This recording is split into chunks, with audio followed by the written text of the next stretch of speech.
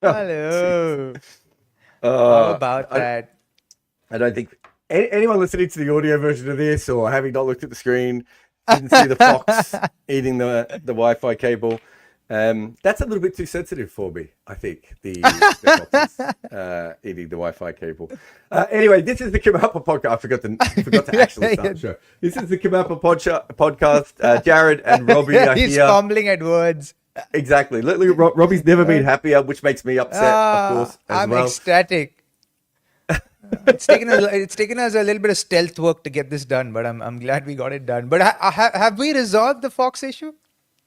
No, we haven't resolved the fox issue. In fact, just before we started, I put the cable in, the one that hasn't been eaten by the fox, and it completely shorted out the entire Wi-Fi at the house. So somehow we're getting worse, but I've got a guy coming over tomorrow morning or Wednesday morning, one of the mornings anyway. So we're hoping that it will be fixed. Anyway, huge test match this week. How much did you watch of the test match? Oh, quite a bit. Every day, watched a little bit, and watched the highlights very dedicatedly. And oh, man, those two innings from Shubman Gill, dude, my word. Well, he's the one I want to talk about to start with, obviously. But here's the thing. KP's getting a lot of credit now for basically saying the sorts of things that you and I always say, which is young players take a little bit longer to get good. You have to give them time. We went back and had a look at it. If you look at his record compared to the matches he was in, he was mostly around par in a lot of those matches and then slightly below. He did have a bit of a dip there for a little while. He did. But if you go through the history of cricket, that's a very normal thing for very good players and great players to do. So I think we compared him to guys like, Martin Crowe and, so many other players who's, really struggled at the start of their career. Garfield Sobers really struggled at the start of his career. Jack Scalise really started. And the thing is that the way the modern cricket fandom works, and this is because it's a 24-hour news cycle, right? You see every innings, you review every dismissal, you start with your own conspiracy theories, you start suggesting that this person shouldn't be in the side and everything else. You and I, just as purely as people who love batting and watch them, would both look at Shubman Gill, even when he was failing in Test cricket, going, yeah, he has a bit of an issue with the ball coming back in, right? But he's not the only Test player who's ever done that, who's gone on to be incredible. Everyone else just over-indexes on all these sorts of things.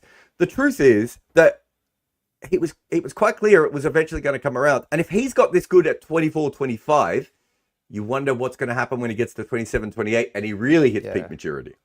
Yeah, absolutely, man. And I completely agree with you. I think the scrutinization at this level, at this point, is way too much. And that means that these players have to be that much more resilient as athletes to not let the noise get in and affect their psyche.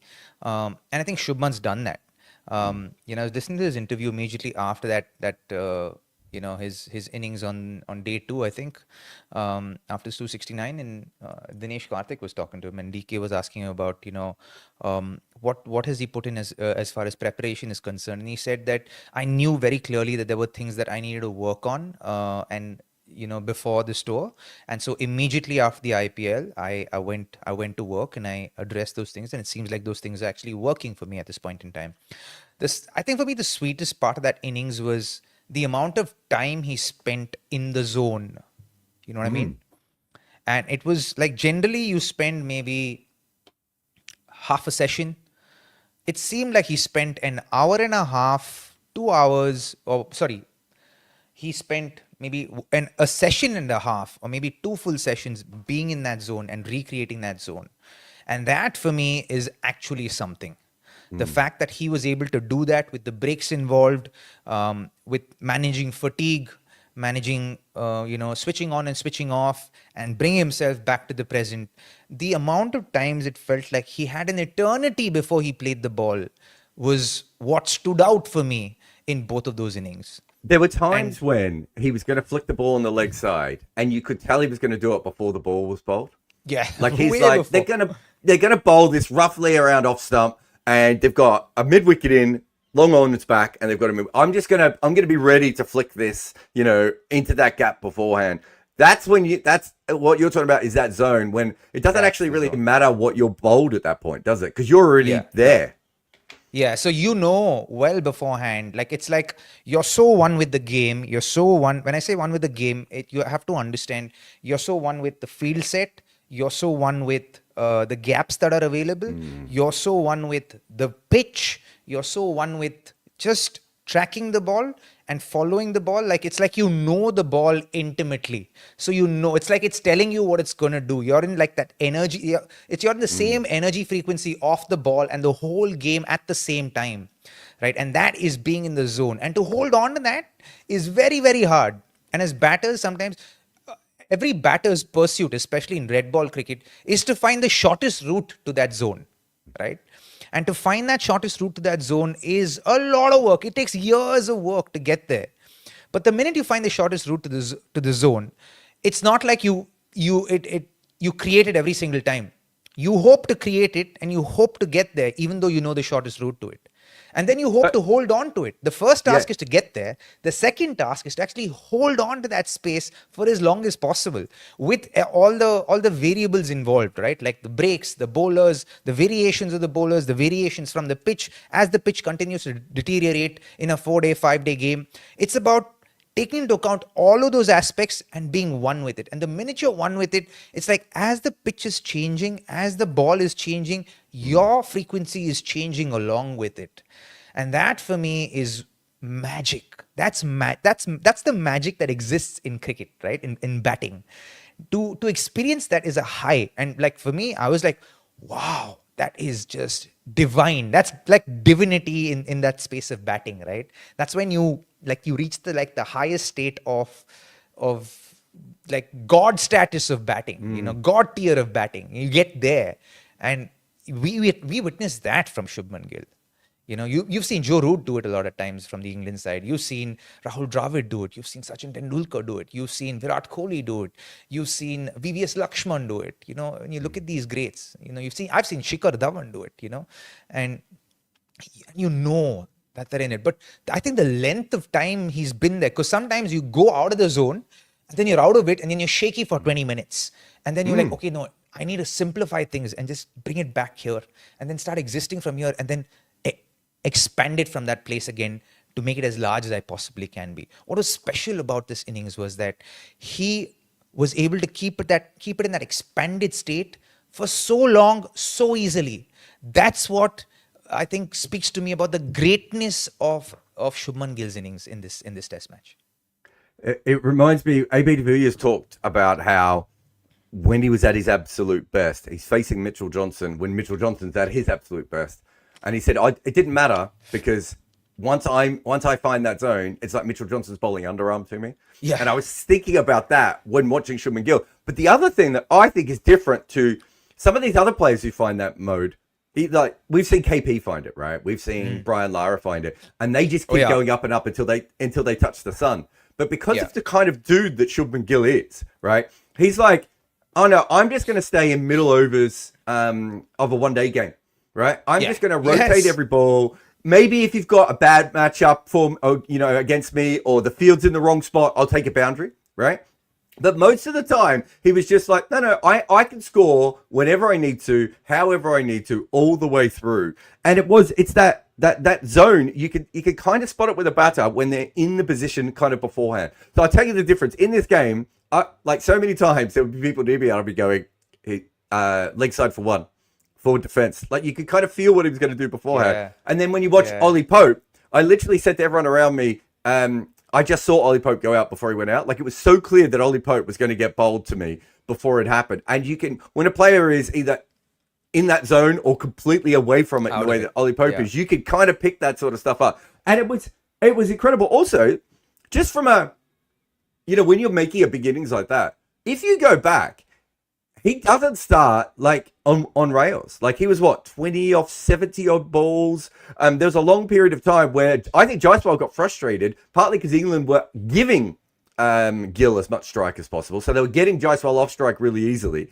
And Gill was just, struggling's the wrong word, but he wasn't really going anywhere, right? He just unperturbed. He was willing to do the time, Jair. Yeah. If you're willing to do the time in red ball cricket, in test cricket, if you're willing to do the time and absorb the pressure, One of the guys in Indian cricket who did that like so well was Murli Vijay.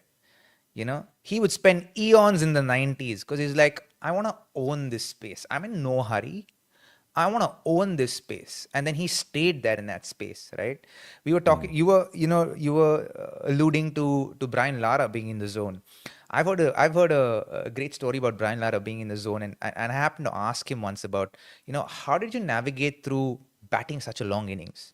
And one of the things he shared with me was, when I'm batting through a long innings, I'm very aware of the ebb and flow of an innings, right? So he says, if I get quickly to 80, then I intentionally slow myself down to 90 or 95, and then I pace myself up to 120, and then I slow myself down intentionally, right? And then pace myself up to like 150, and then pick up and then slow down for 10 runs and then pick up again. And you say, that's how I maintained and managed the zone that I was in. So for some people, they like the ebb and flow of it. Some people love to stay right in the middle of it and stay. Like if this is the circle, if this is the circle, they like to stay right here. They don't like to go to the edge. And then there are players who like to go to the edge, flirt there for a little bit, then come back down.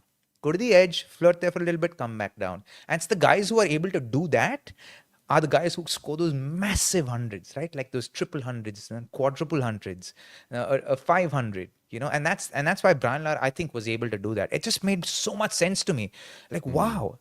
And then I was able to, what I did was like, how can I utilize that in my game? Like, how do I utilize the ebb and flow in my game? And I was able to replicate that in domestic one-day cricket for a long time, where I'd pace my innings in such a way, give myself the first 5 overs, up the ante for the next 5, and then down it completely between 10 and 20. Just basic singles, just rotation of strike. And then between 20 and 25, up it a little bit again. Take the attack on. And then by the time the 35th over is around, I'm close to 100. Or I've gotten 100. And then as the business kicking on, take it to the 40th over. And suddenly you find a pattern within your batting. It's so easily replicatable over and over and over again. And that is what I hope that,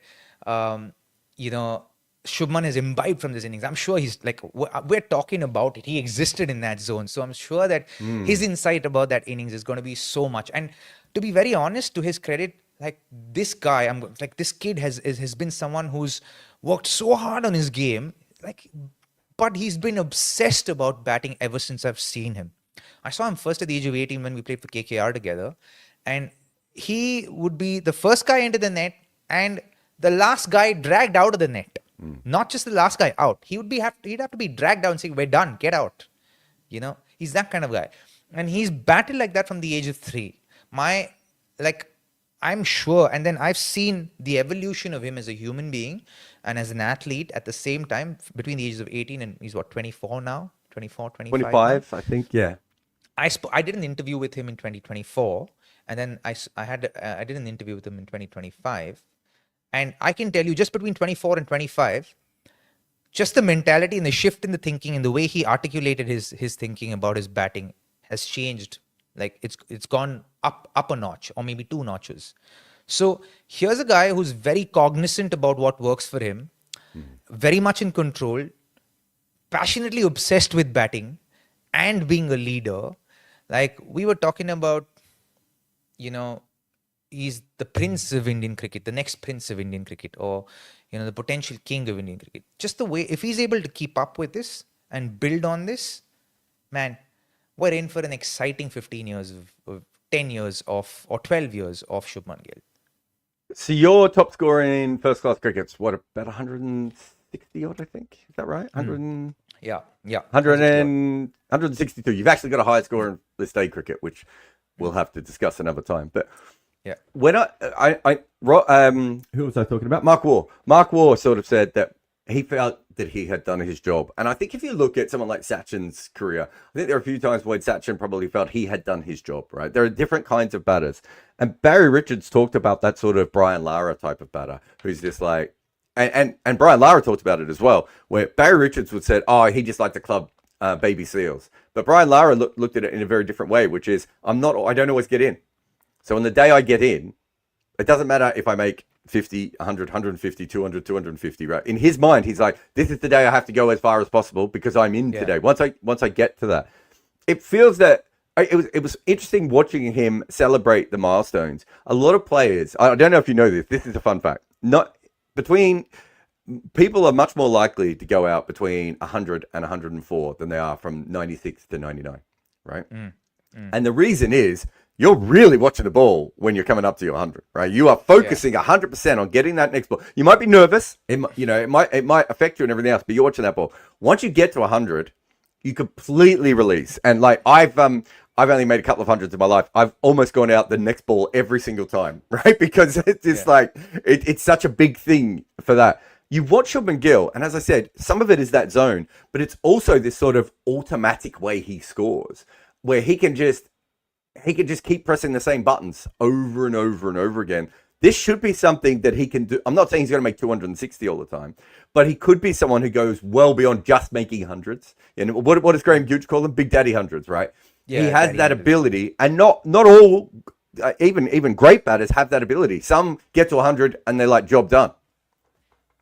Yeah, so many times, right? For me, honestly, when every time I got to 150, I had this thing in my head where I was like, okay, now 150. I really want to get to 180. I really want to get to 100. Like, then for me, it was like, because the number of times I've gotten out in 160, between 158 and 162, so many hundreds out of the 22 hundreds I've got, maybe seven or eight of them at 161, between 150 and 160.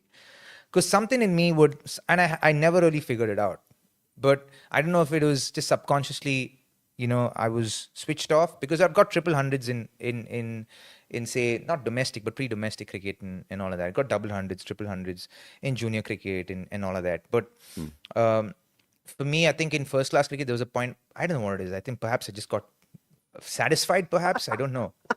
I got bored. I don't know. Varun's just put up that you scored 159, 160, 160, 161. Yeah, I'm obviously...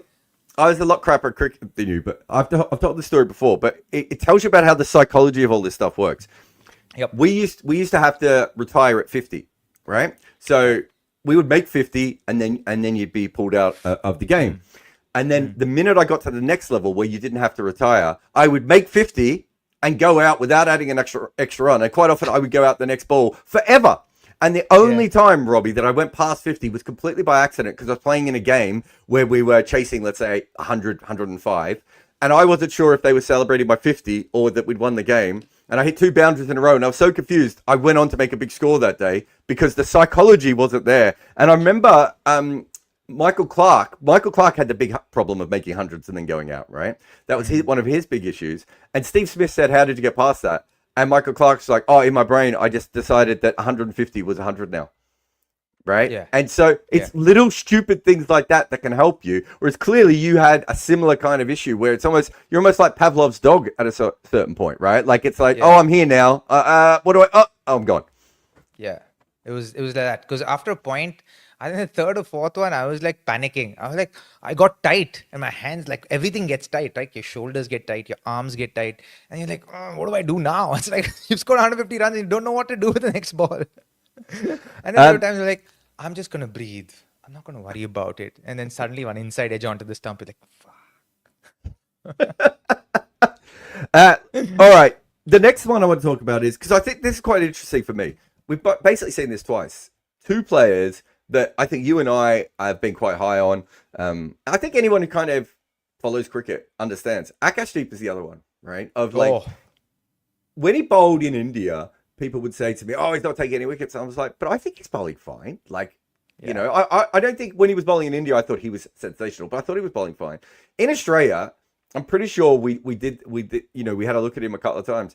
We kind of concluded that it was a little bit just bad luck. And people don't want to hear that, right? You know how it is. You can't say that to sports fans. Sports fans are like that. You know, that's not how these things work. And it's like, it kind of is. Like if you put the ball in the right position, right? And you get people to make an error, sometimes they will make errors that will end up in you getting 3 straight catches the second slip.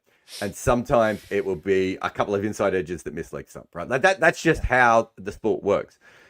Again, it's really hard for people to understand, you know, how these things work. But I was watching Steve Harmison this week watch Akash Deep, and he's just like, this guy's great. Like, where's this guy been? And so when a bowler sees someone like Akash Deep, we can understand it. But he did, at a certain point, you still have to take wickets, right? That's the other thing, because you can get into a mind space where you end up, you can get into a mind space where you lose your confidence just because you're not, even though you think you're doing everything right, if it doesn't come through. Yeah, absolutely. And and to be honest, I have to put my hand up and say that, I was one of the guys who didn't have a lot of confidence in Akash Deep coming into England, even though I genuinely believed that he was really unlucky in Australia. I just felt like he was more of a new ball bowler and probably wouldn't be as effective with the old ball, but he proved all his naysayers wrong, me included, where I was just surprised to see him bowl so well. And he's like, if he's bowling as well as he is right now, man, keep him going, dude. This is the way to go. And just getting the ball to wobble as much as he did and get the ball to move as much as he did off the wicket on that track, that takes skill. And you could see there was a sense of self-assuredness about Akash when he bowled in this innings. It felt like, just the demeanor felt like, I gotta show the world how good I am. Right? It's like he took the bull by its horns and said, let's shake this up now. And then this is the way he celebrated his wickets, and he's like, I'm here. This is for me. That for me, I think, speaks like volumes about the confidence he has in his own ability. And I'm happy to say that I was wrong about Akash Deep. I think what really was dramatic for me, and you mentioned it briefly, is the amount of lateral movement he was able to get. Siraj is someone, I think Siraj's off-cutter probably moves as much as anyone in world cricket, and probably, I would say, almost the most. Like, I've said this before, his best ball is, impossible to play. Yeah. Akash is right there, and at times, maybe even got it to consistently seem, a lot more. You watch I think it was when he was bowling to Jamie Smith. Jamie Smith, we'll get to Jamie Smith in a moment, how well he was batting. Jamie Smith was batting like, he could have used a cabbage and made runs against everyone else. And there was that spell that Akash bowled to him, where I don't even think Jamie Smith knows how he wasn't bowled, right? Like, the amount of times he would cut a ball, but there was one that was outside off stump and came back so far. I just think there is something quite special there. I think there are going to be times when, as you said, perhaps he is going to be more of a new ball bowler than anything else. The interesting thing about this series is, at the moment, India's new ball bowling is so much better than England's, right? Like, Woakes started to find a little bit more rhythm and a little bit more form, but he's still bowling quite slow, and, he bowled some good spells. And unless Jofra comes back and starts bowling very well in the next test with the new ball, they're not a very good new ball bowling side at all. I'm not sure they're a very good bowling side, but they're certainly not a very good new ball bowling side, which is such a random thing for an English cricket team. It is, because, see, I think perhaps the thing that, Woxie has to kind of contend with is the fact that I don't think he's slowed down so much. His pace is still about 130s, mid 130s. But I think what is different about the way he's bowling right now is that his ball is not swinging early. Like, there's no late swing, so to speak, right? It's just kind of going, and then it's just a slight amount of shape with the new ball, which is actually quite foreign to see when Woakes is bowling, right? He generally gets the ball to move a lot like Bhuvaneshwar Kumar, both back away from the batter and back into the batter, into the right hander. So I think his lack of effectiveness kind of roots from that, the fact that the movement is not really coming through his hands, and that can happen. And I thought he would consider himself pretty unlucky, where two umpires' decisions, just clipping the stumps, were given not out in the first innings. But luckily for him, or to his benefit, the umpire was consistent about it, and where India also lost a review because it was umpire's call. Didn't lose the review, but didn't get a wicket because it was an umpire's call. So the standard of umpiring also has been great, and they will have to look at the likes of an Archer if they want to, spruce up that new ball attack. But do you think someone like Stokes can fit that role for them? The problem with Stokes and the new ball is he struggles to control the ball when it's swinging wildly, right? Like, He just struggles. I think their thought process would be that he will just bowl maybe a little bit too wide and maybe give away too many runs and go in that. I think he likes the bowl with a slightly older ball, because if you look at, he's a swing bowler. In one-day cricket, he really should be bowling probably with the new ball, but when they've tried it, it doesn't work. I've seen it in T20 cricket as well. It just gets away from him a little bit. Whereas when it's a little bit older, it sort of swings more, conventionally is the wrong way, but you know what I mean? He can control the swing. The way he's bowling at the moment, I mean, I thought he was their best bowler in the first test. I didn't think he bowled as well in the second test. So maybe some of that is just fatigue from having to bowl so much. But I think you can use him as first change. But if Jofra and Wokes are bowling with the new ball, which is, I would assume that Cast comes out, right? Is my guess. And I've heard that Tongue might come out as well. So if they come out, then you bring in Archer and you bring in Atkinson.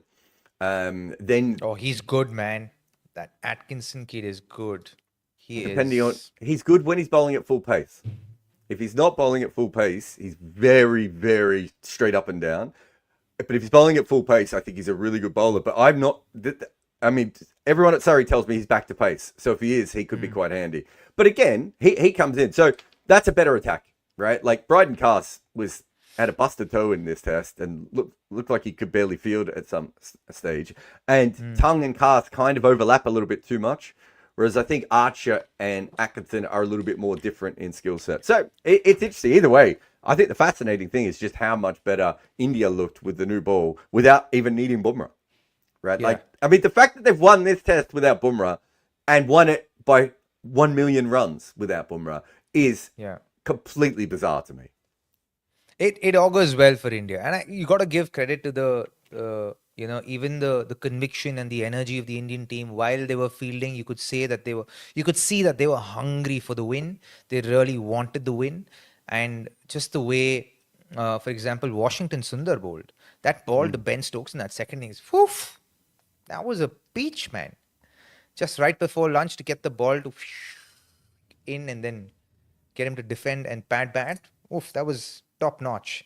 And what's with Ben Stokes being surprised about every time he gets out? It's like that. It's like, how? I've talked about this before, and I don't know if I've done it on commentary, but Ben Stokes and Virat Kohli, their inability to understand that anyone can dismiss them is actually kind of awesome, right? Like, it really is. But in this case, what I really liked about it is he's reviewing it because he's seen the ball so poorly, Robbie. He doesn't know if he's hit his pad, his bat, or whatever. He was so far behind that. I thought that was incredible. But you're right. So I think if you did a collage of Virat Kohli and Ben Stokes going out one after the other, I can't think of any players I've ever covered who look more genuinely shocked or confused that they've been dismissed than those two at a time. So what happened was, Ben, he bowled an off spinner on middle stump that straightened and it hit your pad. On your shin. Like, it was such a remarkable one. And it's like literally like 8 inches before it hit the bat. So it's like, and then he was showing the umpire the bat. So like, but also, he didn't feel it. If he thought he hit it, he would have reviewed it straight away. So he doesn't review it straight away. I think that's one of those ones where you know you hit something, but as you said, it was miles away. It wasn't even close. Yeah. So KL Rahul's slip was so sharp. He was the only one going mad with that appeal. Like if you saw him at first slip, he was the one like going like he was going like really appealing for that. Our commentary position was kind of on the around the wicket angle, and I just thought, well, that just looks so out. Like I was, it was so out. Just so well bowled by Washi though. Just the way it came back in the air. Oh, beautiful! It's stuff that you want to watch as far as Test cricket is concerned. Just everyone in the comments is talking about this. Obviously, we can't see it, but I don't know how much Robbie knows of this. Vian Moulder is currently 366 not out against Zimbabwe. So we will keep it. If in the comments you want to tell us as he breaks other people's records. So he's just gone past Sobers' record. So obviously we then have Lara's score, Hayden's score, and then Lara's score ahead. So if you can keep us updated, I do have Cricket Info open on the side as well. But clearly we're gonna keep an eye out on that as well. Yeah. That's and cool. So we'll let you know. So he's had a great start to his Test career. Huh? Yeah, well, I mean, what was he averaging with the bat? Maybe 24 or whatever. I was talking to Neil Manthorpe about him, and Neil Manthorpe was like, he was trying really, really hard to prove himself. And then he got to a point where I think the coaches just convinced him, it's all right. Like, we know that you can play. Just play your role. And one of the roles that they gave him, Robbie, was we want you to bat for 40 minutes at number 3, right? So hilariously, they've asked him to bat for 40 minutes at number 3, and now he's about to make, well, he might make 400. But they said to him, we know you're not number 3. We're not expecting you to come out and go absolutely ballistic. What we are expecting is for you to just play, your kind of cricket and just feel comfortable. And we've got your bowling. He was also told with his bowling, stop chasing wickets. We don't need you to chase wickets. Bowl at the top of off stump. We've got everyone else can chase wickets. You just do your role. And it's just settled him down to play his best cricket. Yeah, I'm just looking at his records here. He's just played 20. He's played 20 Test matches, 786 runs, out of which I think 400 are today. A highest of 147 before this, an average of 26. So obviously work in progress. But 147 was last week, wasn't it? Against Zimbabwe again. I think so. I'm not sure. Yeah. But decent first class record. 87 matches, 146 innings. Middle order bat, all rounder, averaging 36.6, highest of 235. That's fairly good, eh? Got 1300s, 1550s. Someone put it. Abdullah put it in the comments, and this is. I'll just chuck this up. He said that the comparison to Callis was not good for him. That was a real mistake because Callis is a top order player. I know Vian is making runs now, but Callis was always a top order player, and a completely different kind of player to Vian Moulder. And I think that was an element of like if you tell someone that they're the next Callis, and we've seen this with the next McGraths, the next Sachin. Like you at a certain point you just need to pull it back a little bit and be like, no. He's got to find his own way rather than everything else. Anyway, we'll keep you updated with that. Last I saw, he's on 367, so he's a little bit behind Lara's second top score. Imagine if your second top score is 375, by the way. But anyway, that's a different conversation for another day. I want to talk about Jamie Smith. You're a wicketkeeper who bats. He's a wicketkeeper who bats. Here's my thing about him that I find remarkable. When he decides to hit a ball really, really hard, he's so accurate at where he's aiming. The amount of time, there was a point at times, I can't remember who's bowling, but it was like Akash or Siraj, and they moved them. Prasid for sure. Prasid took a lot of. It might have been Prasid. I'm trying to remember, but they had a long on in, and he'd hit the ball over deep mid wicket, so they moved the long on 15 meters around, right? So it's still there, but just a wider long on. And the next ball, he takes from outside off stump, but he punches straight through the long on area for 4. And I was like, the accuracy when you are hitting the ball as hard as Jamie. I don't know that many players I've seen who are that accurate with when they are muscling the ball, because he's muscling it. Like, he really is hitting it so hard. He's a strong lad. Oh, he's big. He's 6'2". He's just really, really, it's incredible to watch the placement with the power. It's not something you always see, because a lot of powerful players don't worry about placement as much, right? Because they just hit it so hard. Yeah, and I think with him, he's really good at the short ball, and is he from Edgbaston or from that same county? Because no, it seemed like he knew that wicket really well. But it's also a thing about wicket keeping, right? Yeah, it's also a thing about wicket keeping, right? When you wicket keep for like 115 overs, you know exactly what the wicket's like, right? And you know how it's gonna come. You know what balls deviate, and you're watching the seam, so you know from the seam if the ball's gonna deviate or not, and how much it's perhaps gonna do. And so with that, that's a lot of information to go with, which is why, in Test cricket, if you're a wicketkeeper bat, and if you've got the ability to bat well, and you bat in at number 5 or 6, and you have good batters around you, it takes a lot of pressure off you. And then with the information you have, you can really kind of go hammer on tongs at the bowlers. And he did that, man.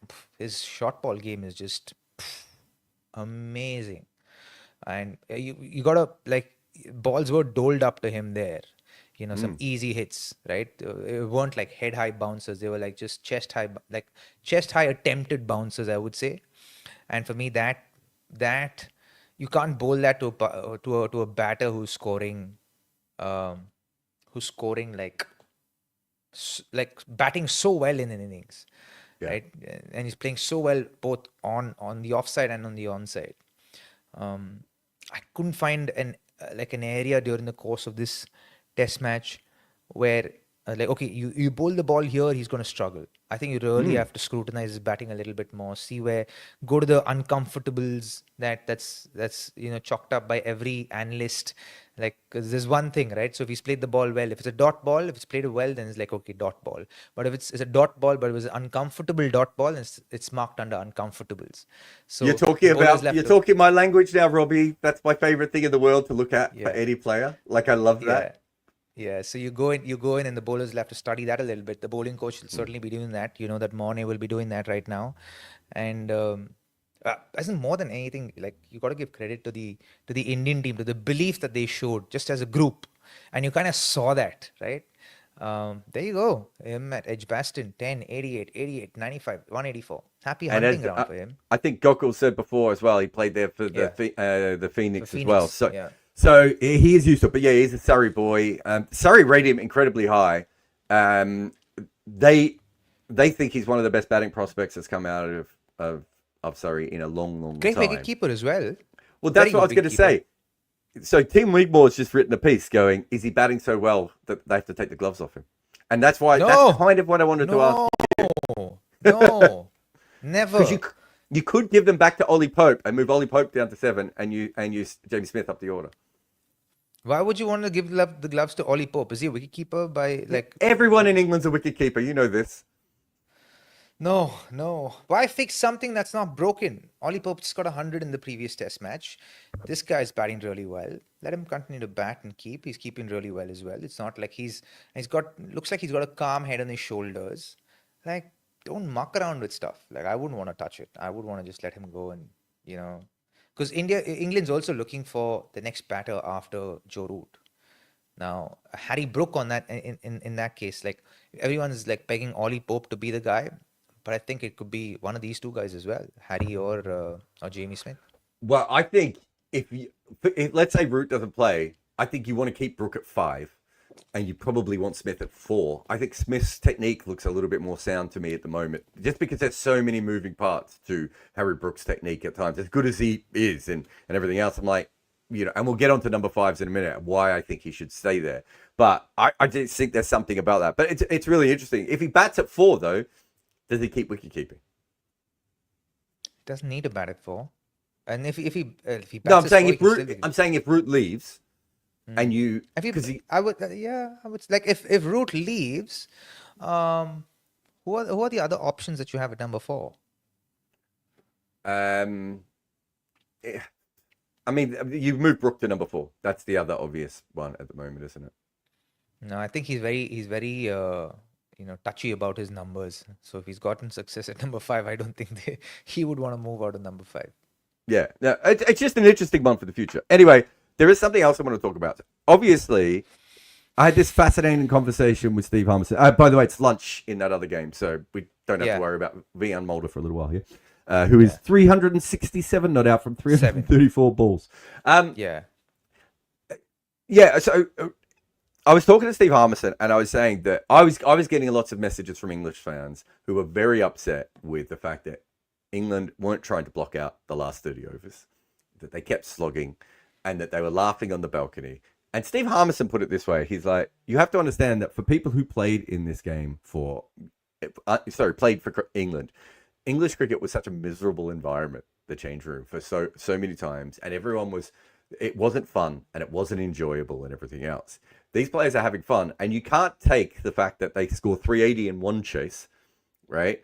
And know that they've done that in part because of the way that they play. And then in the next one that they've given it up when they could have blocked out for 30 more overs, when they probably wouldn't have been able to block out for 30 more overs as well. It's an interesting one because I can understand why English fans are upset because essentially what they are looking for is perfection. They want the team that can chase 380 and then can also block out with their tail end for 35 overs. That's not exactly what this side is. We know that. Even when we start to use Bazball with brains and everything else, there is still an element of them flip-flopping wildly, this team, right?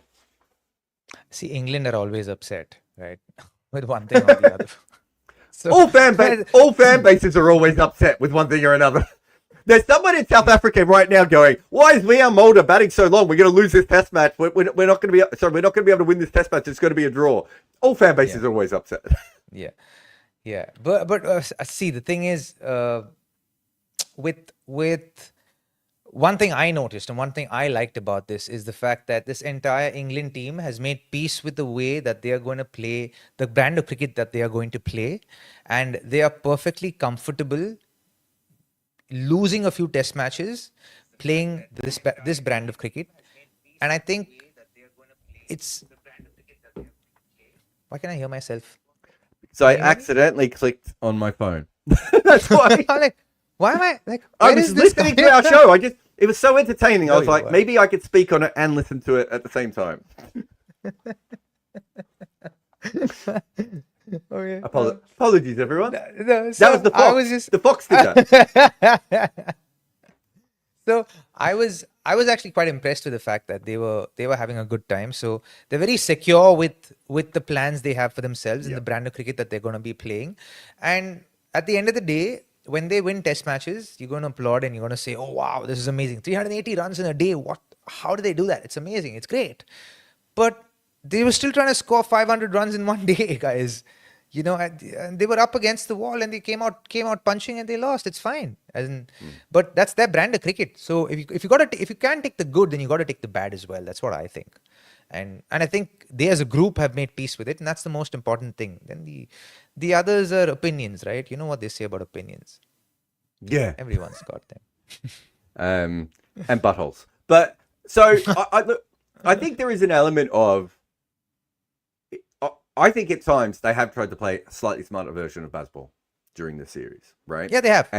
But that's going to happen, right? It's gonna get refined over a period of time. It's it has gonna, to, yeah. Like as you keep doing it, it's gonna start off as one thing, but as time goes by, it's gonna evolve and get better and better and better, and that is the long process of evolution of the game as well, right? We saw a spike, and then we saw correction, and now we're seeing a gradual upward movement. You know, rather than another spike and drop, it's spike and drop. And so they've made peace with this, and they're like, okay, how do we refine this? And that's what they're doing right now. Just on this, talking about England, this is what the issue is, though, publicly. So Manava says, what do you make of Ben Stokes' statement that it turned into a subcontinent wicket? Sounded to me like it spun a bit, hence this doesn't count. But this is what I know that you've got to understand that a lot of the comments that England make as a team now are made for the change room and not for the public or the press, right? That doesn't justify them, but that is a true thing. They're basically admitted this.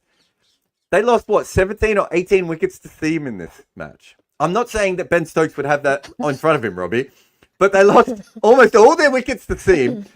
Basically, what he's saying is, I found it very hard to play Ravi Jadeja because the ball was coming out of the footmarks a lot. Yeah, and so I get it. I completely understand.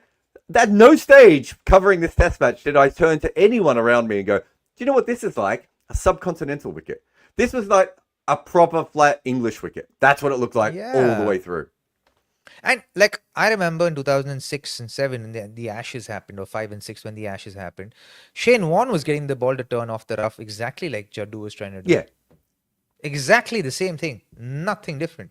It doesn't happen all that much, but it does happen in summers where it's dry. And we talked about this before. I think someone put a comment in before, why doesn't England do a green top and bring all their seamers in? And so I don't think you could have a green top at Edgbaston at the moment. It's been so dry. In fact, the only rain that they got was during the test match, and that was apocalyptic, but only lasted for 5 minutes, luckily for India. But there hasn't been a lot of rain around it. I say that. My actual house was flooded yesterday, but that's a different one as well. But yeah, I think that's quite interesting. But again, it's...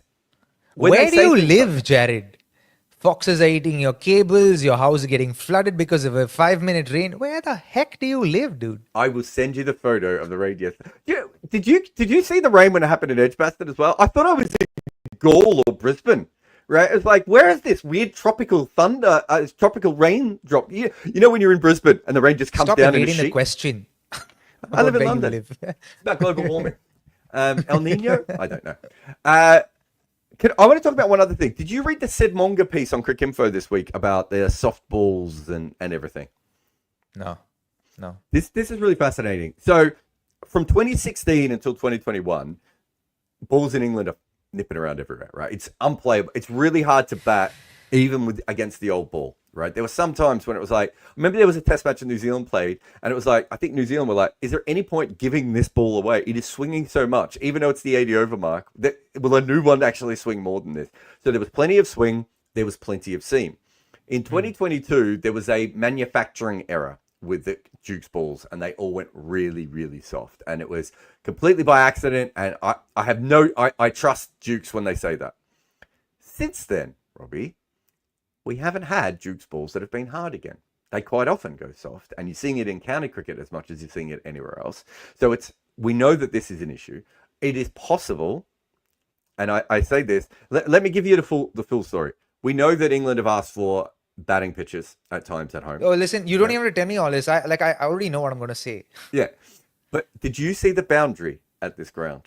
So I had Lizzie Ammon from the Times rushing down the press box to say to me, Jarrod, is that where the boundary normally is? And I looked up and I was like, that is 10 meters in. And I literally went and had a look. Remember when Bumrah made that 35 or 36 runs off and over or whatever it was? Yeah. I went and had a look, Robbie, at where the boundaries were. They were like 10 meters further back in every direction when Jasper was, hooking all those balls and top edging all those balls, right? And so then we ask around. No one obviously says it officially, but also no one said that England didn't ask for this to happen. Is it possible that they have asked for the balls to remain soft because it actually helps in the baseball style? That's my question. Listen, we know that the whole narrative about in England about making it a little bit more conducive for batters to score runs because the English batters don't have a lot of confidence. And you're not finding the next big English batter coming through the ranks after Ben Stokes and Joe Root. And now they're putting a lot of those hopes on Ollie Pope and Harry Brook, right? And which is why the wickets also in domestic cricket there have become a lot more flatter, drier. So that's a lot more easier for batters to score runs and come through the ranks. Because if the ball's doing if it's doing a little bit, then, the batters are finding themselves at bay completely. So I'm not surprised that if they could be saying it was an error that happened in 2021, but the balls have continued to remain the same quality. So then you can tell, and that was perhaps just a narrative that needed to be created, and hope that would be forgotten. I think to be fair, if you look back in that year that it happened, that was before Bazball or anything else. I think, and it was also at the back end of COVID.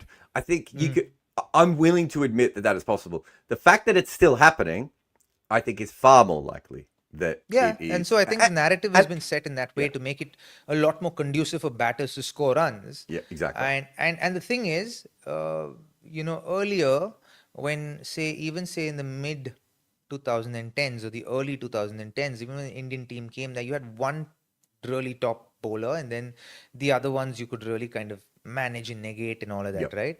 Not the kind of bowling attack that augured you to take 20 wickets in a test match, right? And then they had to work really, really hard to be able to get that. And now that's not the case. You got a solid batting attack, you got a solid bowling attack, you got a bowling attack that was right up to a year and a half ago, had Jamie Anderson, had Stuart Broad, and the likes of the other bowlers, Chris Wokes, Jofra Archer. It's a solid bowling lineup, and that can definitely take 20 wickets and then some. But you also had against India, you had the likes of Bumrah, you had Shami, you had late stage career Ishant Sharma, who was super effective. You had Umesh Yadav. So these are all equally good bowlers who can also get 20 wickets in a test match. So you want to be able to counter that and give yourself as much advantage as possible at home. So these are narratives that are set, but I think that you can see the sense of it as to why England are trying to do it, and they're trying to do it for their own good. And that's fair, especially in home conditions. Well, this is the thing of South Africa were the first team to really just be like, we're just going to make our wickets exactly how we want them, and it's going to suit our cricket. India obviously followed suit. We've had Pakistan have gone all in on it recently, right? Like Pakistan started winning when they reused the same pitch twice, right? And they had like jet fans trying to dry the surface in some places. And if England is doing that, it makes sense. It's in first class cricket, because I watch so much first class cricket. to me, this is a normal thing. But if you don't watch first-class cricket and you only watch Test cricket, generally teams didn't do this in Test cricket. There was like a gentleman's rule that you would try and make the wickets quite fair. Whereas now everyone's like, no, we need points for the World Test Championship. We need to win this next match. Gentlemen, that's gone out. That's gone out the door 10 years ago. Exactly. And so I think it's fine. But also, we have to, people like you and me and Monga have to keep our eye on this stuff, right? We have to be talking about it and everything else. There's a couple I'm all for being a romantic of the game, right? I'm all for it, right? I'm all for this game being a gentleman's game, but it has to be a gentleman's game across the board, through and through, right? It can't be like one team's like this and the other team's like this and the other team's another way. That's not going to work, right? People can get taken advantage of, and teams can get taken advantage of. And so you got to really do what works for you and give yourself the best chance to be successful, especially in home conditions. And I don't care a lot for bitching and moaning about, how wickets are playing in foreign conditions. And like, if you're playing cricket at the highest level, then you got to be good enough to tackle all of it. And you see the best players in the world are the ones that want to get the best out of them. They don't really talk about conditions. They talk about what needs to be done in those conditions. I know you love it when I drop in a random history thing, but you do know when they use the phrase gentleman's game, they mean a very specific kind of person. It doesn't mean male. Oh, I don't know this. Go for it. So gentlemen versus players was the famous cricket game. The gentlemen were the people from the establishment, the landed gentry, the one percenters, right? So they were the people who had their full names on the scorecard with all their titles and everything else. And then the professionals were the people who were paid to play cricket. It's funny that we've never called it a professionals game. We've always called it the gentleman's game. And that was basically a class thing, right? And so much so that up until 1950s, to captain England, you essentially had to come from, to paraphrase Giles Clarke, the right kind of family, right? We still heard that was the Alistair Cook phrase. He very much comes from the kind of family that we want the English captain to come from, right? Like, it's so coded all the way through. And so when people, because you'll get this a lot, people say, oh, it's a gentleman's game. They don't mean people with working class backgrounds. They don't mean people who are professionals. They literally mean princes and landed gentry and the sorts of aristocrats, basically. Aristocrats and all that sort of stuff. So it's very important that when we use that phrase, we know exactly what we are talking about, because we don't want it to be a gentleman's game. We don't even want it to be a male game. We want it to be a sport for the people. Right, going ahead, and that's what we have to do. I thought you'd like that one. All right. Yes, that's quite nice, actually. Thank you for sharing that with me. I didn't know that.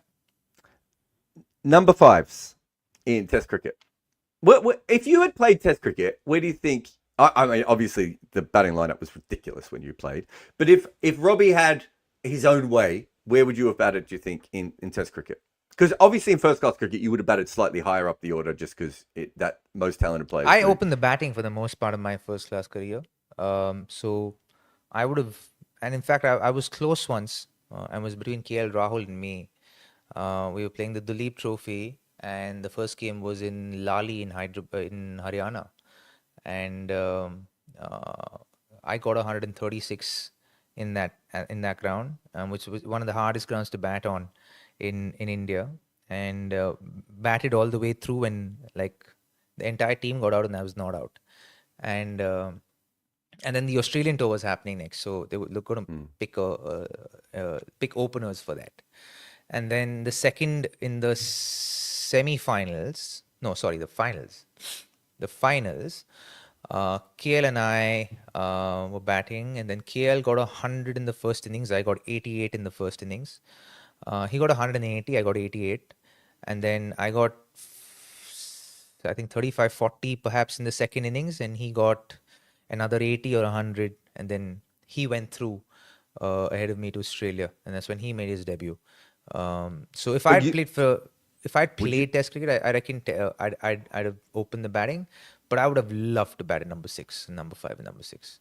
Well, it's funny because I don't see you as a Test opener, but I do see you as someone who would bat number 5 and number 6. And I specifically think you'd be very suited to batting number 5 as it is currently played.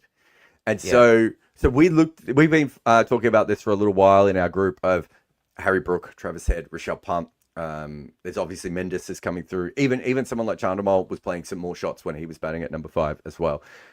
there's this real change in the way that number fives play Test cricket, and it's fascinating. And I think again, it goes back to the English dominating the sport. So in the old days, England would obviously make sure. If you look at most of the early English great batters, so Grace, Hobbs, Sutcliffe, Hutton, Boycott, they're all openers, right? So generally in England, you have to have your best player opening the batting, because if not, you're 20 for 3, right? Like you've just lost all your other players.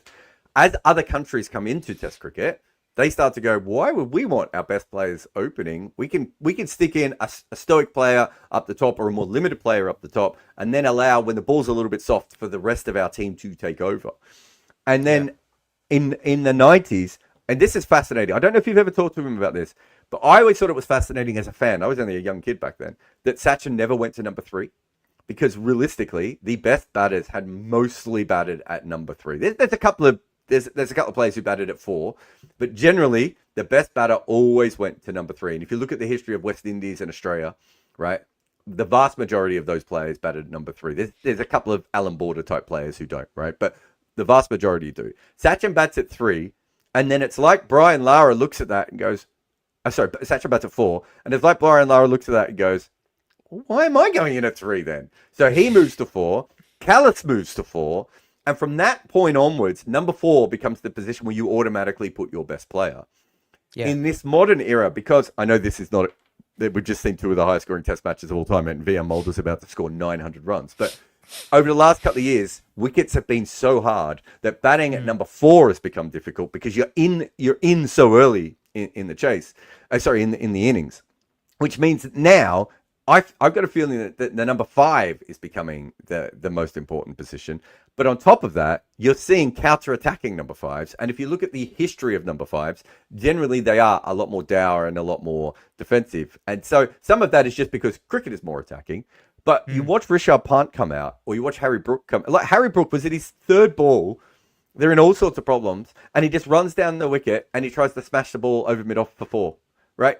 Cricket has changed so much, and the number 5 position is the one where you can notice it the most, because we're now seeing more runs at number 5 than any other position, which is not something we've seen consistently in cricket, and they are doing it in a really, really attacking way. And that's also because the way cricket's played right now, right? And when you look at, just the approach to cricket right now, approach to test cricket, and the fact that we were speaking to the fact that the boundary lines at Birmingham were brought in by 10 meters, tells you a story not just about say any particular board, but also broadcasters and how they want cricket to be viewed, right? And that's a small bit that we missed in that last conversation. And I think cricket's also, the business side of cricket has a much larger role within the sport of cricket today than it ever had before. There are certain narratives set about what, because of the amount of, or the volume of money involved today, there is a precedence for a narrative to be set in cricket, right? And I think baseball and the likes of this all kind of root from that place than from a place of, okay, let's switch the way we play, right? But kudos to the English cricket team and to McCullum to have been able to stick through this and refine it even further and make it into an evolved system, right? I'm still not a believer, as in I think it's got its room to exist within Test cricket, but I don't think it can become all of Test cricket. I still think the game will test you in the course of those 5 days, and you will have to overcome those tests and prove that you're better in those 5 days, 5 consecutive days. And I think that there is room for players like Head and Pant and Brook and the likes of them, right? There is space for that. And it does make cricket all the more entertaining and so much more fun to watch, result oriented. You always want results in Test cricket. And I think when you look at it from that point of view, you're not surprised to see these guys batting the way they are right now. And I think you'll see this kind of batting a lot more with time to come. If you've been following Vaibhav Suryavansh's exploits at in England, then you will see that everyone. So if he's really bringing in so much attention to under 19 cricket, can you imagine what the rest of the batters in that team are thinking? We got to outdo this. So they're gonna keep trying to outdo each other, and some of that stuff is gonna stick, and some of those people are gonna play cricket at the highest levels, and so you're gonna see a lot of that coming through the ranks as well over the next 10 years. I was watching Rishabh Pant, and something really occurred to me that I hadn't thought about that much before, and we'll be doing a video on it later in the week. But it's the way he creates his own length, right? So whether he's facing his, there's a shot he plays where he is playing a pull shot, right? But he's playing a pull shot from the position of a sweep. It's not a sweep. Yeah, like if you watch, it's more a pickup than a pull. So he's waiting for that length ball into his. Oh, I'm talking about the one from the spinners. You're talking about the pickup shot. Yeah, the one from the one from the quicks is really interesting too. Yeah, talking about the one with the spinners. But yeah, the amount of I think there's about 4 or 5 different shots that he has where he is creating his own length, and sometimes he moves back in the crease, sometimes he moves forwards. Sometimes he moves sideways or whatever, or sometimes he just moves his body. It's really fascinating to see that, and it's so different to what traditional cricket is, which is trying to overcome the good length, right? By just seeing it out. Where he's just like, well, if they keep bowling a good length to me and a good line, I'm eventually just going to nick off, or I'm going to get bowled or LBW. Whereas if they bowl the good length and I've turned it into something else, I can hit it. And we saw the same with England when they used to come down the wicket quite a lot. Pakistan and New Zealand batting out of their crease. We've seen a few teams try this recently, but it's so fascinating that when the bowlers got on top, the way that the batters have just disrupted them is just by basically saying, well, I can back my attacking shots and I'm going to make sure you can't bowl the Vernon Philander, the Glenn McGrath, the Kapil Dev, the Richard Hadley lengths, right? You don't have that option available to you. Right? That's gone across the board. I think it's gone across Test cricket in itself, and which is why bowlers find it that much more harder to hit one particular length consistently, because they have to second guess what the batter's going to do and anticipate what the batter's going to do based on his patterns. And what is this, 20? Pant averages 20 with a strike rate of 200 when he steps out on length balls. I should be on this on your other podcasts a lot more to understand all this. That's all right.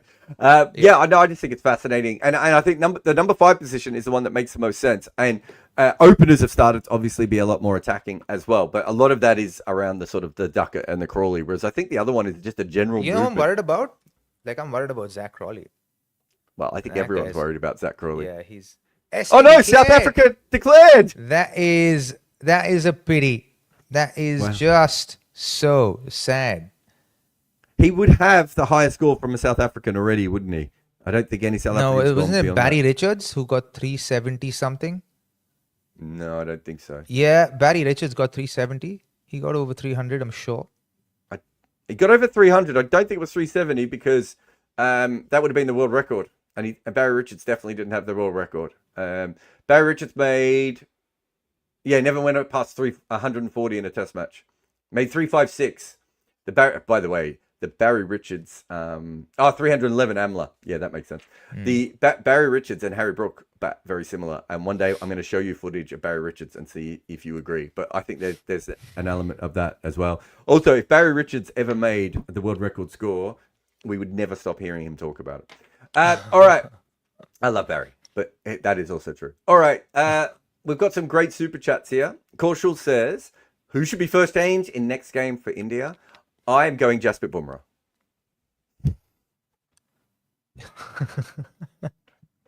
Instead of whom? No, I think I mean, you could. There's no way they're going to do it, but you could make an argument that if you have Siraj and Akash bowling with the new ball, Bumrah becomes even more potent at first change, and you use him in the Pat Cummins way. But they're not going to do that. But that's how I would look at it. I would say that if I was the analyst, Robbie, I would say that at the meeting and then go over and tell Jasper how great I thought he was straight afterwards. I think he'll come in instead of Prasidh Krishna. Yeah. And that's the only kind of change I would. No, but I think he's saying who's the first change bowler? Do you move Siraj to first change? Keep Akash with the new ball, or do you swap and do the other way around? I wouldn't want to not use Akash, so I think and they can try one innings Akash, one innings Siraj, and see who does. But better you see with why I actually think Bumrah makes more sense bowling at first change, just because it gives you the other two the maximum, and then it's like Australia, because what happens is the minute you get past the new ball, and then Jasper Bumrah starts bowling at you. Like, I can understand why they wouldn't want to do that as well. And, you know, occasionally Australia still use Pat Cummins with the new ball. But he's so good with the ball when it's slightly old as well. So, anyway, as I said, I would say that, and then I would go over and apologise for saying it afterwards.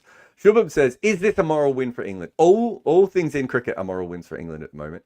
As India gave a target of 600 plus, not 480 or 500, fearing England might chase with time in hand. I heard Butcher mentioning this in the Sky Show. I'll tell you this from what the Indian fans were telling me. I haven't talked to anyone in the Indian camp, but from the Indian fans at the ground were desperate for the score to be over 550 or 600, because the way they think about England at the moment does affect it. And I wouldn't say it's a moral win, but I would say that teams are very, very aware now that you can't let England have a chance, right? And I've said this from the start with Bazball. The thing about Bazball is it's so extreme that you have to kill it off. Once you score over 600, once you lead by over 600, you have killed it off, right?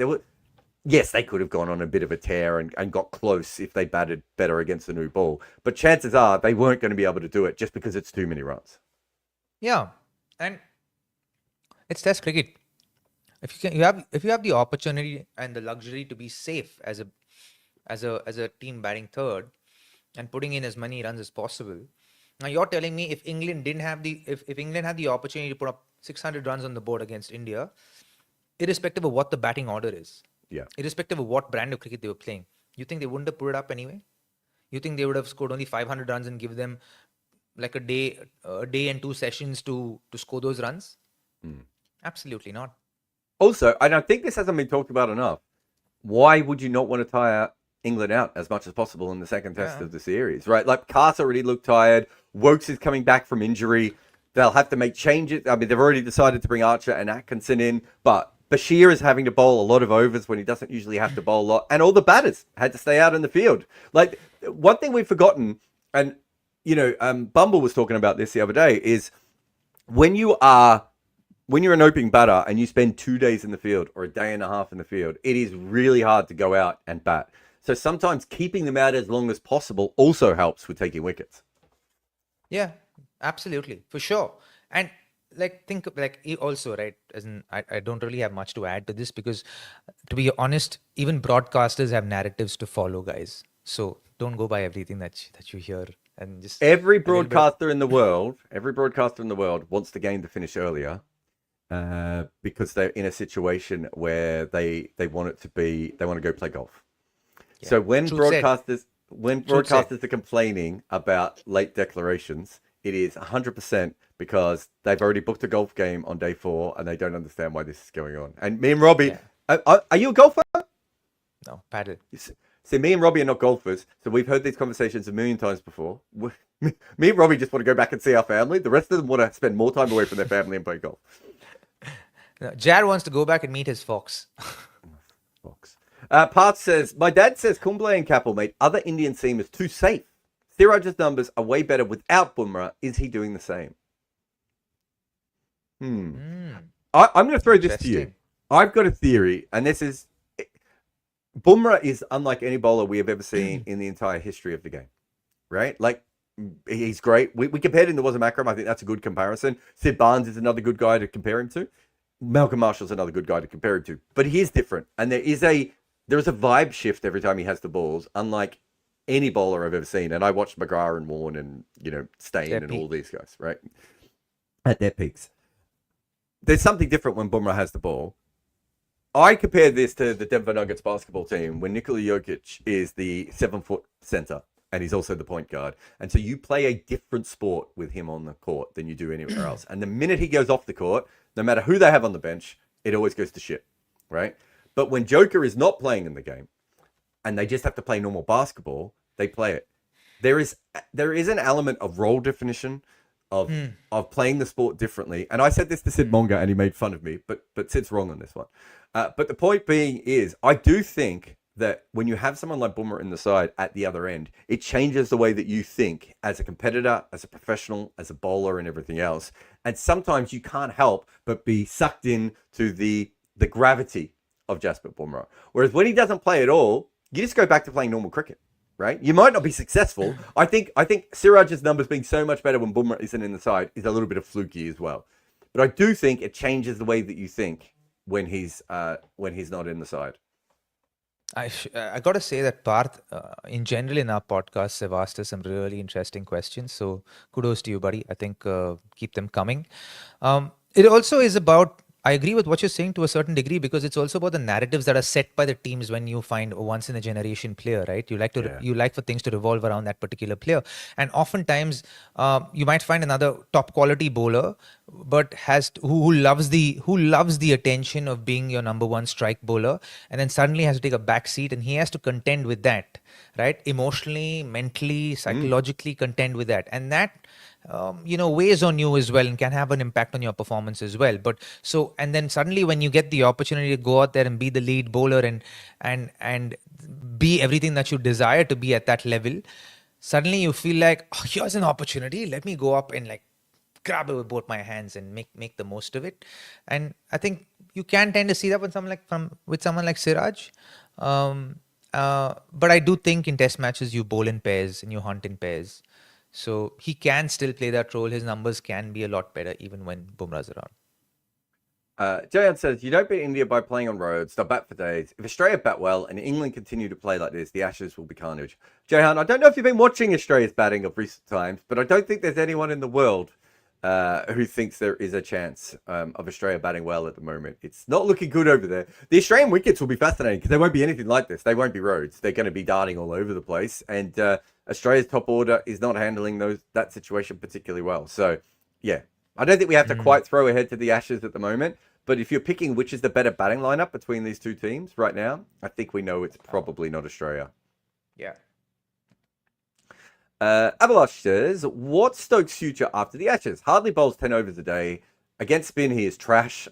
Tries to block in the beginning in hopes of opening up later on. Hardly works out. He's mostly working on vibes, and it's being called now. So, I don't know if you saw my piece yesterday, mate, but he's faced 190 professional deliveries this year. It's hard to get in form when you don't bat very much, and then if you continue to not make any runs. I think he spent the last 6 months getting fit for bowling again, and I think it's taken a bit of a toll on his batting.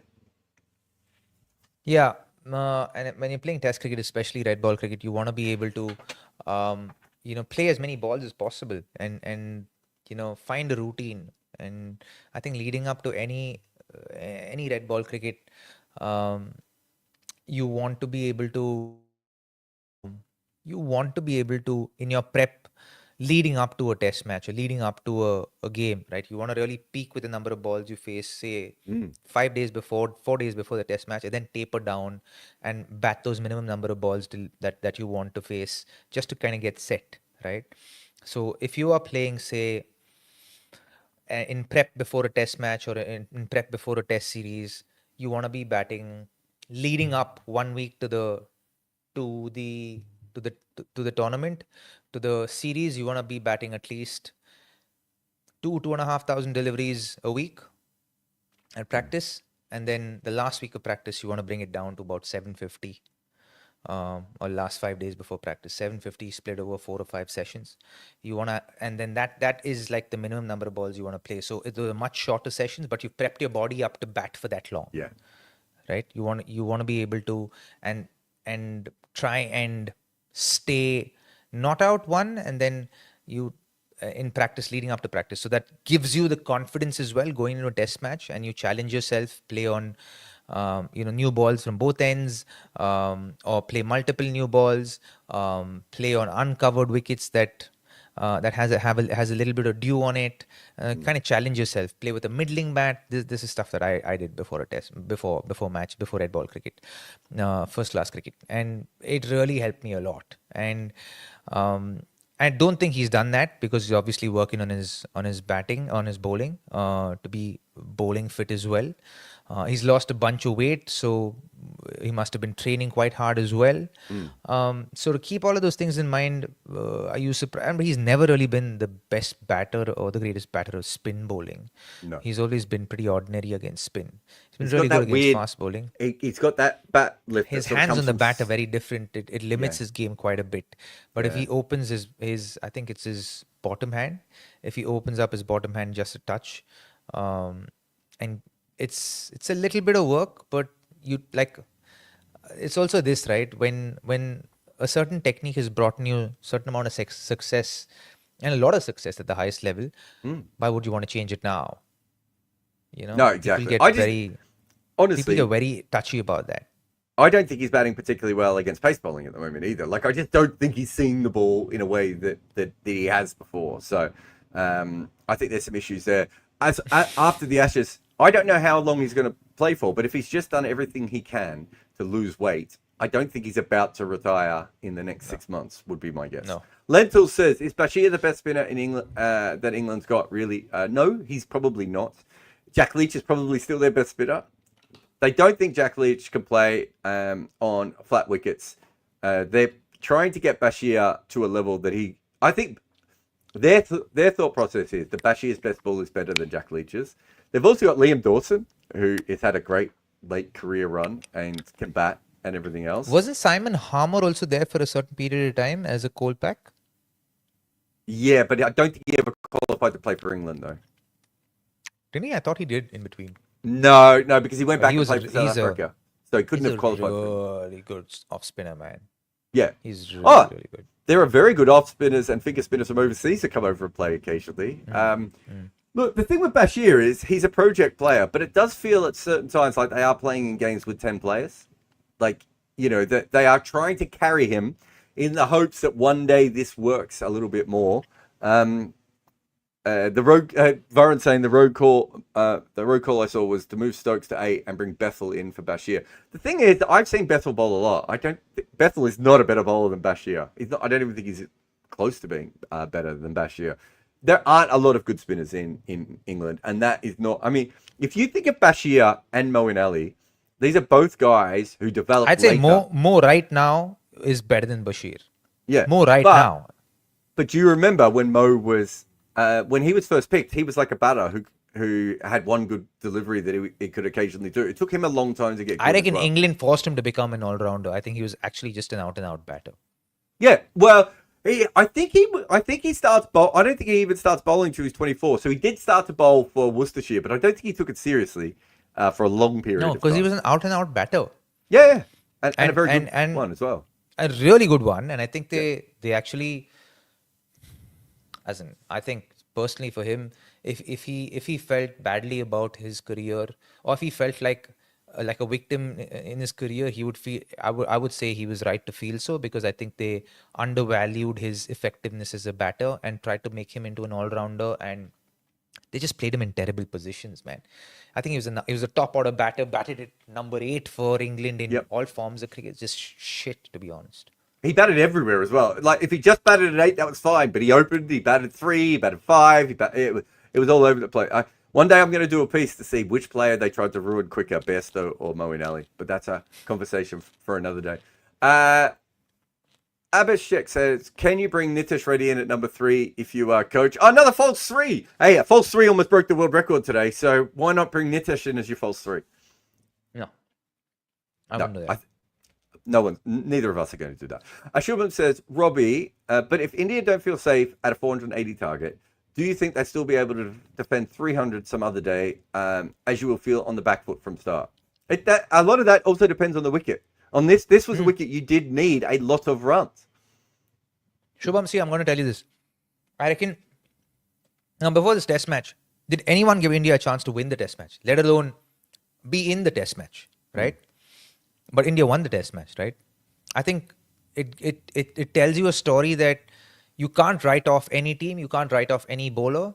And honestly, when, for example, that famous test match where Virat Kohli says the next 60 overs, they want to give them hell. What were the chances of India winning that test match? They were behind. and they still gave them hell and won the test match, right? It's all about intensity. It's all about belief and confidence. And today, after the test match, a day after the test match, we can safely say that this team believed in itself and believed that without Bumrah, each one of them believed that they could win this test match. And that's why they won the test match. So if you're asking me, if India didn't feel safe at 480, I disagree with you about that. I genuinely feel that they probably felt safe at 350 or 400. But if you had the opportunity to run the opposition to the ground, why won't you take it when it's right there for the taking? Yeah, and also make sure you can't It's about lose. being tactically sound, right, at that point in time, to give yourself as much of an advantage, as much of the upper hand. When you have the upper hand, why be docile about it? Like, go on and drive them to the ground. Yeah, I've got no issue with that. Also, would say that as much as England are very good at chasing, they are also really, really good at collapsing. Right? We've seen plenty of collapses in this era. They haven't really collapsed in this series yet. And they made peace with that fact, haven't they, Jar? Yeah. In the sense that they're okay with it because they're owning their brand of cricket. Exactly. Right? So you could so if you know that going in, you could easily defend 300. You could defend less than that against England because they have the ability to go out for 120. Like, yeah, they can implode. It all depends on the situation of the test match and the state of the game is at. Siraj says, popularity over results, still the mantra for baseball. He means baseball, but I tell you what, it does auto-correct to baseball a lot, which really annoys me. They could have drawn the test had they played a bit more circumspect on day 4. Yes. But that's not the brand of cricket they want to play, Sid. They want to play this brand of cricket. So, but also, and you would also go back to, would they have been able to chase 380 the way that they did if they had this kind of mindset? Like, it isn't just about the other popularity. Yeah, it's not a popularity contest. I think it's just that this is how they want to play cricket, and they've settled down with it. So, yeah, there are different ways, and for example, there are day traders, and then there are long-term investors, right? Choose your poison. It's the same thing. Vibot says, who would you say are the next Fab Four in tests after? You know who the other guys are. Could Gill, Jaiswal, Brook all be considered a guaranteed member? So Martin Crowe came up with the Fab Four thing, and I think a big reason that we came up with it, or he came up with it, is because they are all the same age, right? They're all within about 2 years of each other or whatever. That isn't really the case. We don't really have that anymore, so we're not going to force that. But if you want the next 4 best players, Gill, Jaiswal, Brook, and I'd throw Mendes in there, are quite interesting ones for me. Mendes, is it? God bless you. Mendes, is it? You don't like Mendes? No, I like him. I quite like him, but... Yeah, I want to see him tested a lot more, but if I'm looking for the 4th player, he's the most obvious 4th player for that list, I would have thought at the moment. I'm trying to think if there's anyone else I'm forgetting about. I mean, there's no young... What about Manus Labuschagne? Well, he's too old, and he's also just been dropped from his team. You wouldn't say he was the next... I mean, he's what, 30, 31 now? Does Pant gone? I think Pant's almost... I don't want to put Pant in any list. I want him just on his own doing his thing. Yeah. But, yeah, no, I like Mendes quite a bit at the moment. I don't think there's many other players coming through. How old is Jamie Smith? Jamie Smith's quite young. But does he count if he's a further down the order player? Like, if he comes up the order, that changes. Yeah, why not? Yeah. What does it have to be? Did Martin Crowe say that it has to be a top order batter? I don't know. I'll go check his notes. You seem to know a lot of these things, yeah. Yeah. I don't know. I just remember Martin Crowe sending me an email about it, and about 20 minutes later, I realized he'd written a whole piece on it, and I still don't remember. Vibor asked something about Kuldeep. No, we'll get to that one in a moment. But Vibor also asked, Moulder just declared when he was on 367. Why? My guess is he's trying to win the game. Yeah. Makes sense, doesn't it? If it's a good enough pitch for him to make that many runs, he'd probably do that. We've had plenty of players declare on themselves. The most famous one is Mark Taylor, right, against Pakistan when he was, 333? What? No, it was more than that. He didn't want to go to 333. He didn't want to go past. It wasn't 333. 333 is Gooch. Taylor it was 334. Yes, 334. Well done. And it was He the didn't want same. to go past Bradman. Bradman, yeah. But also, they wanted to win the game. I think sometimes, you know what it is with captains, we sort of. Oh, South Africa already have 2 wickets in that one in that game. 6-2. I was just looking at that. Cheese on Toast says stacked batters. Kuldeep still benched. Too defensive? Question mark. Look at Robbie's little brain too working. defensive. I don't know why. Like, how is this even a legitimate question? Because I don't think it's too defensive. They've just won a test match. How did you feel when you saw the 11 though? I was okay with it. You didn't think it was too defensive then? No. Okay. No, I did. I felt it was all right. You felt it was too defensive? I also because Ryan Denniscarter said that they were trying to get to Lords only 1-0 down, and it looked like a team where they picked to make sure that they had drawn the test rather than won it. I mean, they won it easily, so well done to them. Did he actually say that? He said something along those lines. He said they didn't. He said worst case scenario they didn't want to be more than 1-0 down, and then they had batting down to number 8 and Jadeja and 2 all-rounders around him as well. So I thought it was a bit interesting. Aditya says, I don't understand the buzz being Indian team selection. They had 5 proper bowlers plus 1 part-timer and could bat to number 8. The issue isn't that they had 5 proper bowlers. It's whether you have 5 proper bowlers for that test match. And I think that in the end, that basically their 3 seamers took all of the wickets, which means they probably all went above. What they didn't have, what I did here, I think the problem is at the moment is that Jadeja gives you the opportunity to go in with 5 genuine bowlers, and we probably haven't seen them go in with 5 genuine bowlers, only because Washington and Jadeja can only bowl so many overs between them in English conditions. So I think that's more the element that the rest of us have on that one. And Sunmeet says, if India is serious about Akash Deep in the test setup, a series in England would be the perfect opportunity to blood the swing bowler in the team. So, the ball's not swinging as much in the UK at the moment. Also, they're doing really, really well. Why would you bring him in when the other bowler... if it's a perfect time to blood a swing bowler, it's also a perfect time to use a seam bowler. Yeah, 100%. And, you know, if this hadn't worked out, they would have definitely gone to...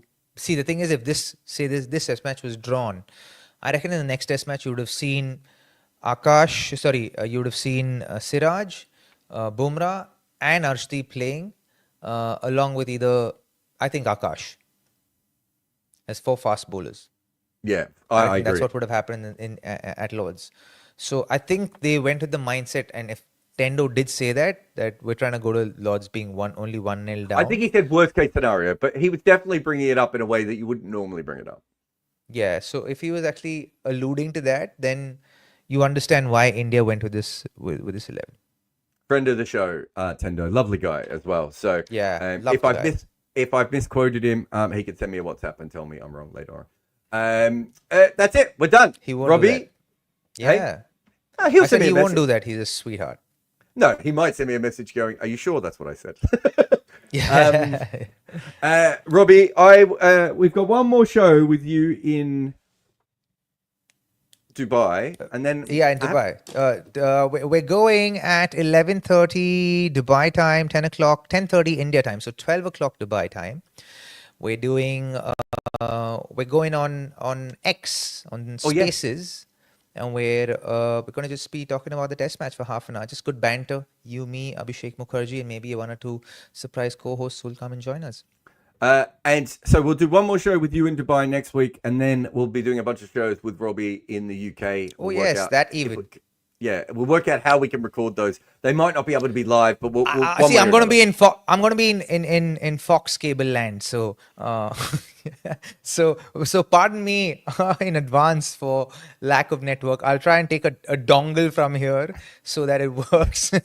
So that I have internet. I don't know about him. You'll need rubber boots up until your waist, as well. Aditya says, with current pitch, use 2 spinners with a softball. Spinners also hate softballs. There's no bowler in the world that likes using a softball. It's not. I know a lot of people think, oh, you just do that, and it's like, then the spinner just ends up getting milked the whole time. He gets nothing out of the pitch if he uses a softball. All right, goodbye absolute nothing. Goodbye from us. Remember, like, subscribe, do all the different things that you need to do. Be kind to foxes if you see them in the wild, but if you see one And around be my kind house, to Jarrods as well. don't be kind to them at all. If you see them around my house, do not be kind to them. And we'll see you again for another KimAppa.